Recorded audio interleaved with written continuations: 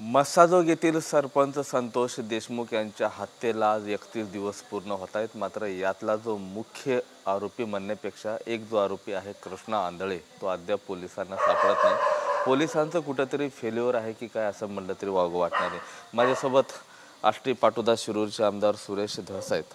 अण्णा 31 दिवस होत आहेत, एक आरोपी काही सापडत नाही। काय कदाचित काय होतं अशा काही घटना केल्याच्या नंतर हे जे आरोपी आहे, मला वाटतं जो आरोपी राहिलेला आहे तो अत्यंत कमी वयाचा आहे। अति घाबरून सुद्धा ते कुठेतरी एखाद्या ठिकाणी जाऊन बसू शकतो। परंतु तरी बऱ्यापैकी म्हणजे वाल्मिक कराडांसह चाटे, कराड आणि ते बाकीचे 5 असे आरोपी पकडलेले गेलेले आहेत। तुमचं म्हणणं रास्त आहे, तो राहिलेला सुद्धा आरोपी हा पकडलाच गेला पाहिजे ही लोकांची भावना आहे। विष्णू चाटे वर आज सुनावणी आहे। 24 दिवस झाला तो जेलमध्ये आहे। मात्र सूत्रांची माहिती आहे की CIDला हवी तशी तो मदत करत नाहीये। त्याचा मोबाईल जो आहे तो अद्याप त्यांनी दिलेला नाही। घराची झाडाझडती घेतली, घरातही काही मिळालं नाही। आता तो साथ देतो का नाही देतो हे पोलिसला माहिती आहे आणि पोलीस बरोबर माहिती काढत असतात। कोणी साथ न देण्याचं काय न देण्याचं असं सांगण्याची गरजच नाही। याची वेळ पडली तर हे नार्को टेस्टपर्यंत प्रकरण जाईल। इकडं नाही सांगितलं तिकडं सांगतील आणि पोलिसांना चांगलं माहीत असतं कशी माहिती घ्यायची ती। हे महाराष्ट्र पोलीस बळ आहे, अतिशय तडपेनं त्या ठिकाणी काम करेल आणि त्याच्याकडून वधून घेईल। वाल्मिक कराड जे अटक आहे 10 दिवस आहेत CID कोठडीत आहेत। मात्र लाडकी बहीण योजनेचे ते तालुक्याचे जे सदस्य आहेत ते आजही त्या पदावर कायम आहेत। आता ते हा प्रश्न तुम्ही धनंजय मुंडे साहेबांना विचारला पाहिजे। लाडकी बहीण त्यांच्या याच्यामधून 40 का 50 काही महिला भगिनींना ते प्रत्येक महिन्याला काहीतरी 25-50 हजार असे काही पाठवत होते असं पुरावे बाहेर आले। मग आता अशा व्यक्तीला तुम्ही लाडक्या बहिणीचं अध्यक्ष केलं कसं हा प्रश्न धनंजय मुंडे यांनाच विचारला पाहिजे। बऱ्याचदा तुम्ही म्हणालात की धनंजय मुंडे यांनी राजीनामा द्यावा, त्यानंतर चौकशी जी आहे ते सुस्पष्टपणे होईल। मात्र अजित पवार काही राजीनामा घेण्याच्या न घेण्याच्या मुद्द्यावर ते अजित पवार ठाम दिसतात। अजित पवारांना आपण कसं मार्गदर्शन करू शकतो? त्यांच्या भोवताली जे कोंडाळं आहे अजितदादांचे, ते कोंडाळं बहुतेक हा निर्णय घेऊन देत नाही आहे त्यांना। परंतु त्याच्यात नुकसान त्यांचंच आहे, आमचं काय? आणि आम्ही काय दुश्मन म्हणून म्हणत नाही। धनंजय मुंडेंनी फक्त ह्या चौकशीचे हे जे आहे म्हणजे चार्जशीट होईपर्यंत आणि ते प्रकरण चालू होईल तोपर्यंत पदावरती राहू नये। कारण ते पदावर राहिल्यामुळं या सगळ्या जे काही याच्यातले आरोपी आहेत आणि हा जो तपास आहे याच्यावरती प्रभाव पडू शकतो। नको बाबा कशाला, अजूनही ते मंत्रीच आहेत। आता बरेचसे लोक मोकळे बोलायला लागले परळीतले, हळूहळू हळूहळू गुन्हे दाखल करायला येतील ना। ज्यांच्या कोणाचं कोण मारलंय, कोणाचं काय झालं, 40 लाखात कोणाचं, मी कालच सांगितलं ना, तो पट्टेवाला त्याचं खरोखरच मर्डर झालं आणि 40 लाखात जिरून टाकला। म्हणजे हाही एक परळीचा नवीन पॅटर्नच म्हणायचा। माणूस आणायचा, पोलीस स्टेशनामध्ये बदाडायचा आणि मेल्याच्या नंतर नातं गोतं शोधायचं आणि त्याला काहीतरी रक्कम ऑफर करायची आणि आकाने ते 40 लाखात प्रकरण मिटवलं, ते मला माहिती झालं। या देशमुख हत्या प्रकरणामध्ये धनंजय मुंडे यांचा दुरान्वयी संबंध नाही असा दावा अजित पवार करतात। त्यामुळे प्रश्नच उरत नाही की आम्ही त्यांचा राजीनामा घ्यावा असंही ते म्हणतात। दुरान्वय अजितदादांना कळेल आता काही दिवसाच्या नंतर दुरान्वय संबंध आहे का नाही। आणि मी संबंध आहे असं मी म्हणलेलोच नाही, पण तपासामध्ये काय आहे, कडीला कडी जोडत जात असतं। ते जोडल्याच्या नंतर कळेल ना। आत्ता कशाला दावा ठामपणे हे करायचं? आम्ही बी ठामपणे म्हणत नाही आणि त्यांनी ठामपणे म्हणू नये. अठामपणे जे आहे ते चालू द्या म्हणायचं. एक 4 दिवस झालं म्हणजे 3 दिवस होत आहेत, राज्याला एक प्रश्न पडलाय की मुन्नी कोण आहे. तुम्ही सतत म्हणतायत मुन्नीला आणा पुढे, मुन्नीला आणा. एकदा राज्याला कळू द्या की मुन्नी कोण आहे. ती जी मुन्नी आहे तिला कळालेलं आहे आणि एकच आहे की ती महिला भगिनी नाही आहे बरं का. नाही तर आणखी काही राळ उठायची. मुन्नी म्हणलंय मी बरं का, परंतु ती राष्ट्रवादीतली पुरुष मुन्नी आहे आणि त्या पुरुष मुन्नीला पक्क माहिती आहे की सुरेश धस माझ्यावरच बोलतोय. म्हणून त्या मुन्नीला माझी विनंती होती की कच्चे बच्चे लोक माझ्या विरोधात बोलायला पाठवू नका. जे तुम्हाला जे आहे पाठवायचंच असलं तर दुसऱ्याला न पाठवता मुन्नीने यावं आणि मुन्नी आल्याशिवाय मजा येणार नाही मग बोलायला. मुन्नीला आव्हान आहे एका चावडीवर चर्चेसाठी समोरासमोर बसण्यासाठी. 1,500% आव्हान आहे. 1,500% मुन्नींनी येऊन बसावं कोणत्या स्टुडिओवर. TV9च्या म्हणलं तरी चालेल. लय मोठं आहे तुमचं. मी गेलो होतो त्या दिवशी. मात्र जर तुम्ही मुन्नी कोण आहे जर सांगितलं तर TV9च्या स्टुडिओमध्ये आम्ही त्यांना आमंत्रित करू तुमच्यासोबत. लगेच करा. मुन्नींनी सांगावं हे सुरेश धस मला मुन्नी म्हणतोय म्हणून. लगेच कार्यक्रम करू. त्याला उशीर नाही. काल आक्रोश मोर्चामध्ये तुम्ही होता पैठणमध्ये. तिथं बोलताना असं म्हणाला तुम्ही की परळीमध्ये वर्षभरात 109 हे खून झालेत. 109 लापता लाशे सापडलेली आहे. त्यातल्या 4 जणांची ओळख झाली.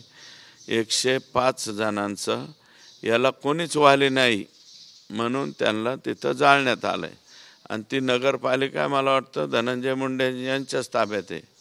जाळायला आणून तिथंच जाळीत आहेत. जितेंद्र आव्हाड असं म्हणाले की वाल्मिक कराडांचा जो खंडणी पॅटर्न आहे तो इलेक्शनचा एक फंडा होता. कोणता पॅटर्न? खंडणी. नाही ते तर खंडणी पॅटर्न सांगायची गरजच नाही ना. आता ते खंडणीतून हळूच 302 मध्ये येतील ना. पुढचा PCR संपला MCR मध्ये जायच्या आधी ते 100% 302 मध्ये येणार. चाटे पण 302 मध्ये जाणार. चाट्यांवर आता गुन्हा नाही आहे दाखल, पण चाटे सुद्धा 302 मध्ये जाणार आणि चाटे गेला की मग चाटेची लिंक कुठे आहे ते बी येणार. सर्व घटना बघता बीडमध्ये गेल्या 1.5 वर्षामध्ये सामाजिक स्वास्थ्य थोडं बिघडलेलं होतं. मध्यंतरीची आपली बीडची जाळपोळ असेल, आताचं हे प्रकरण असेल. तुम्ही एक ज्येष्ठ नेते आहात. पुढाकार घेऊन 2 समाज कुठंतरी आता एका ठिकाणी बसले पाहिजे. हा वाद विकोपाला गेलेला मिटला पाहिजे असं काही करताय? वाद मिटला पाहिजे हे नंतर. संतोष देशमुखला परत आणून देणार आहेत का? लगेच वाद मिटून टाकू द्या. आणून संतोष देशमुखला परत आणून द्या. त्यांनी आणून द्यावं. कशामुळं मारायला लावलं त्याला इतक्या बेरहमीने, इतक्या बेकार पद्धतीने? आणि त्या लेकराच्या डोळ्यातले अश्रू कोणी पाहायचे? संतोषच्या मुलीच्या बाबतीमध्ये हे फार खतरनाक. हे मिटणं आता एवढं सोपं नाही.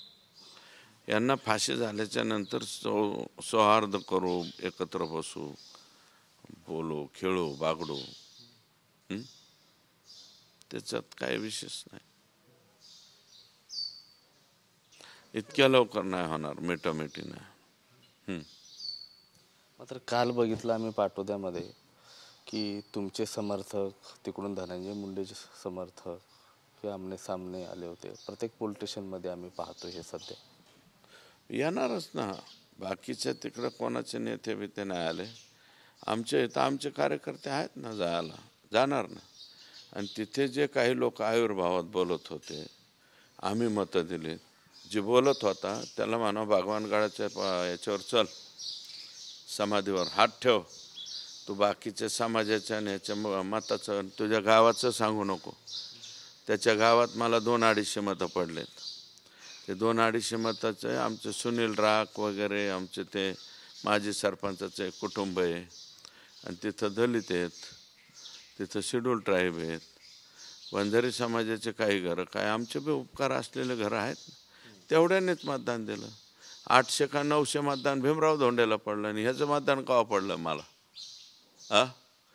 आणि जर 900 मतदान तिकडं मला 200 मतदान पडत असेल तर तुम्ही मतदान कसं? ह्यांचा भाऊ गावचा सरपंच आणि अशा आविर्भावात बोलतो आम्ही मतं दिले आमकं दिले परत निवडणूक लढवा. हा कोण सांगणार मला परत निवडणुका लढवा म्हणून? आणि लय आविर्भावात बोललेले आहेत. तो आविर्भाव एकच दाखवा. काल जे बोलले आविर्भावात, मला नाव बी घ्यायची गरज नाही, त्यांनी त्याचा नेता भगवान बाबाच्या पायरीवर चला, भगवान बाबाच्या समाधीला हात लावू, आपण हात लावू. मी हात लावतो. लोकसभेला मी प्रामाणिकपणे काम केलं. धनंजय मुंडेंनी हे काल जे बोललं ना त्याचा कार्यकर्ता तिथं आविर्भावात लय वरच्या वाऱ्यात, त्याला म्हणा तिकडं चल. कुठं? भगवान बाबांची धनंजय मुंडेंना घेऊन चल. भगवान बाबाची तुझं स्वतःचं मत मला नाही दिलं, तुझ्या भावाचं मत नाही, तुझ्या घराचं मत नाही. आणि अजून एक नेते आहेत त्यांच्याच गावात जे 15 वेळा दिवसातून 15 ते 17 वेळा ते पंकजाताईंबरोबर बोलतात. त्यांचंही मतदान शिट्टीला. आणि मग धनंजय मुंडे आणि पंकजाताईंनी मला केव्हा मतदान दिलं? आणि हे म्हणतोय ना मतदान दिलं तर चल ना भगवान बाबाची पायरी शिवायला, समाधी शिवायला. आणि धनंजय मुंडेला बी घ्या, आणखी कोणाला घ्यायचं त्यांनी बी घ्या. मी शिवतो, त्यांनी शिवून दाखवावी. नाही शिवणार. भगवान बाबांची शिकवण अशी नव्हती. आतापर्यंत जर बघितलं, भगवान भक्तिगडावरच्या कार्यक्रमामध्ये सर्वात आधी पुढाकार सुरेश धसांचा राहायचा. सर्वात जास्त वंजारी समाजावर प्रेम सुरेश धसांनीच केलं. मात्र आता अचानक हा तिरस्कार का? माझा नाही हो, त्यांनी केला तिरस्कार. त्यांनी विधानसभेला दोन्ही बहीण भावंडांनी माझ्या विरोधात मतदान करा म्हणून सांगितलं. पंकजाताईचं उघडच बोललं ना, तिथं जिल्ह्यात माझी एकच सीट आहे. मग ही भाजपची कोणती सीट होती? भाजपा गंधर्व विवाह अशी पार्टी आहे का? आणि ते काल जे बोललाय पठ्ठ्या, तो तर राष्ट्रवादीचा आहे. मग राष्ट्रवादीवाल्यांनी ते म्हणतात ना आम्ही तुम्हाला मतदान दिलं. अरे तुमच्या घड्याळाला तर द्यायचं ना, त्याला नाही दिलं. तुम्ही शिट्टीला मतदान दिलं आणि त्याच्यामुळं वाटोळं झालं. आणि त्याच्यामुळं आता मिटवायचं आणि याचं काय राहील? काय संबंध? तरी आता मिटणारच नाही. कशाला मिटवायची? आमच्या नरड्यावर पाय द्यायला निघाले होते आणि आमचे माणसं असे मारता काय तुम्ही 3:30 वाजता? आणि तो कोण आहे? संतोष देशमुख हा बूथ प्रमुख आहे भाजपचा. आमचा बूथ प्रमुख हरवला आहे. आम्ही बूथ प्रमुखाच्याच बाजून राहणार. आणि ह्या बाबतीत मला पक्षाच्या वरिष्ठाकडून पूर्णपणे सहकार्य मिळते, पूर्णपणे ताकद मिळते आणि त्याच्यामुळं मी काय माघार घेणार नाही. संतोष देशमुखच्या बाबतीत कसलंच माघार नाही. आणि संतोष देशमुखची केस मिटल्याच्या नंतर मग दरी आपण मिळून घेऊ. इस दरिया में दरिया दिली वगैरे ते सगळं चालू, पण तोपर्यंत नाही. आणखीन एक मागणी येते समोर की पवनचक्कीचा वाद, मारहाण, त्यानंतर अपहरण आणि हत्या, या जिल्ह्यातल्या पवनचक्की प्रकल्पच बंद करावं अशी एक मागणी पुढे येते. अजिबात चुकीची मागणी येते. प्रकल्प बंद नाही व्हायला पाहिजे. आपल्याला विजेची गरज आहे, राज्याला विजेची गरज आहे, देशाला. हे केंद्र सरकार आणि राज्य सरकार, हे केंद्र सरकारच्या स्कीम्स आहेत ह्या डायरेक्ट. कदाचित इथल्या काही लोकांना माहिती नसेल, परंतु केंद्र सरकार पुढची एनर्जी जी आहे, बाकीकडचे कोल हे ते आता काही प्रमाणात ना ह्या गोष्टी मिळणं मुश्किल झालं. मग विंडमधून आपल्याला एनर्जी मिळाली पाहिजे. आता सोलारपासून एनर्जी मिळाली पाहिजे. जोरात कामं सुरू झाली आणि दिवसा शेतकऱ्याला आपल्याला 12 तास लाईट द्यायचे. आता बिबटसारखा प्राणी हे ते दिवसा लाईट मिळाली पाहिजे म्हणूनही अनेक मागणी शेतकरी करतायत. त्याच्यामुळं हे प्रकल्प बंद वगैरे नाही, फक्त प्रकल्पामध्ये होणारी ही जी घुसखोरी हे गुंडाळ लोकांची ही थांबली पाहिजे. आणि ही थांबवायला आता सक्षमपणे देवेंद्रजी मुख्यमंत्री झालेले आहे. देवेंद्रजी मुख्यमंत्री झाल्यामुळं आता काय फिकीर नाही. हे सगळ्यांना जेवढे हे याच्यातले गुंड आहेत हे सगळेचे सगळे याच्यात घालायचे मोकामध्ये, ह्याच्या टोळ्यात, सगळ्या टोळ्या मोकामध्ये जाते. या प्रकरणामध्ये मोका लागेल असं मुख्यमंत्र्यांनी सांगितलं होतं, मात्र आणखीन काही प्रोसेस झाले नाही. तुम्हाला असं वाटतं आत्ता लगेच लागेल? त्याला जस्टिफिकेशन देऊन राज्य सरकारची मान्यता घ्यावं लागते. मान्यता घेऊन मोका लागेल. तोपर्यंत हे MCRमध्ये जातील आरोप. MCRमध्ये गेल्याच्या नंतर ओळख परेड आहे. ओळख परेड झाल्याच्या नंतर मग मोका लागेल ना. ह्या गोष्टीला सगळ्यालाच लागेल. खंडणीला लागेल, 302ला लागेल, आणि इथून पुढं कशालाही मोकाच लागेल. यांच्या गुंडांनी थोडी जरी हालचाल केली तरी त्याला लागेल. आणखीन एक प्रश्न आहे की फोटोवरनं सध्या एक राज्यामध्ये राजकारण चालू आहे. अनेकांचे फोटो अनेकांसोबत आहेत. तुमचेही फोटो आहेत. हो, वाल्मिक कराडांसोबत तुमचेही संबंध होते म्हणतात. वाल्मिक कराडाबरोबर माझा फोटो असू शकतो ना, नाही असं कसं? पवार पॅटर्ननी त्यांनीच दिली होती ना त्यांच्याकडे. मग गाठ कोणाची घ्यायची? तर आका. मग आका बरोबर फोटो आहे, पण आम्ही काय असले धंदे करतो का? झंटा फांटा असले नाही उद्योग करत. भेटणं हे स्वाभाविक भेटणं झालं, परंतु कोणाचा जीव घेणं हे असले उद्योग आम्ही करत नाही. मुन्नीसोबत किती फोटो असतील तुमचे? मुन्नीसोबत बी असतील बऱ्यापैकी, 4-5 वेळा तरी असतील. आता ती मुन्नी बोलानाच वाट बघत आहे मी मुन्नीची. मुन्नी बोलल्यावर मुन्नीचे कपडे मात्र टरटारा फाडीन. ते मुन्नीने बोलावं. मुन्नी भीती तुम्हाला? 100% 100% भीती. थोडा दिलासा दिला पाहिजे मुन्नीला, भिवू नको वगैरे. जाऊ दे आता. चला, 11 वाजून 11 मिनिटं वाजले. सर्व लोक विचारतायत की सुरेश धस जे सांगतायत की मुन्नी कोण आहे. आम्हालाही प्रश्न पडलाय माध्यम म्हणून, आमच्या दर्शकांनाही. शोधून काढा जरा, बॅकला जा, बॅकला काही इतिहास पहा. मी त्यावेळेस बोललेलो आहे मुन्नी. किती वर्षापूर्वी पाठीमागे जाऊ आम्ही? जवळजवळ 2016-17 हा 17ला जावं लागलं. 2017. मुन्नींची मैत्री जुनी दिसते तुमची.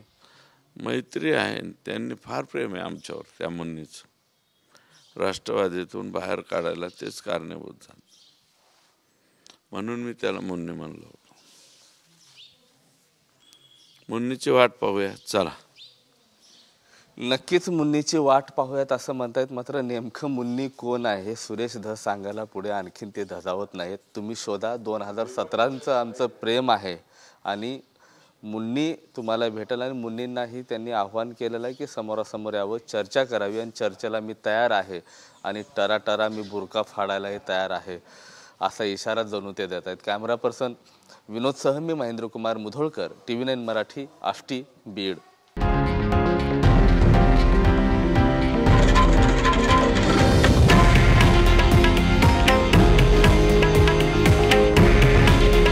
हे आहे देशातील नंबर 1 न्यूज नेटवर्क आणि आपण पाहत आहात TV9 मराठी.